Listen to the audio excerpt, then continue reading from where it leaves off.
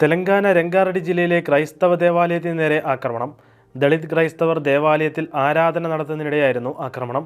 സംഭവത്തിൽ 2 കുട്ടികൾ ഉൾപ്പെടെ 20ഓളം പേർക്ക് പരിക്കേറ്റു.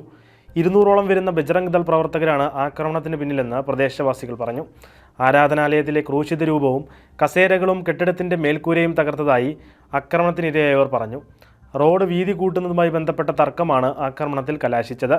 പള്ളിവക ഭൂമി കയ്യേറിയാണ് റോഡ് വീതി കൂട്ടുന്നതെന്നാണ് ദളിത് വിഭാഗക്കാർ പറയുന്നത്. സംഭവ ദിവസം വൈകിട്ട് 7 മണിയോടെ ഗ്രാമത്തിലെ പ്രധാന കവലയ്ക്ക് സമീപമുള്ള പാതയിൽ സിമന്റ് പാകി. അതേസമയം സമീപത്തെ പള്ളിയിലുണ്ടായിരുന്നവർ വീതി കൂട്ടുന്നതിനെ ചോദ്യം ചെയ്തതാണ് ആക്രമണത്തിലേക്ക് വഴിവെച്ചത്. അല്പസമയത്തിനുള്ളിൽ അക്രമി സംഘം പള്ളിയിലേക്ക് എത്തുകയായിരുന്നു. സംഭവത്തിൽ മൊഗില പോലീസ് കേസെടുത്തു. മുഖ്യപ്രതി ഉൾപ്പെടെ 6 പേരെ ഇതിനോടകം അറസ്റ്റ് ചെയ്തതായി പോലീസ് അറിയിച്ചു. ബാക്കി പ്രതികൾ ഒളിവിലാണെന്നും താമസിയാതെ പിടിയിലാകുമെന്നും പോലീസ് കൂട്ടിച്ചേർത്തു. ആക്രമണത്തിൻ്റെ CCTV ദൃശ്യങ്ങൾ സോഷ്യൽ മീഡിയയിൽ വൈറലാണ്.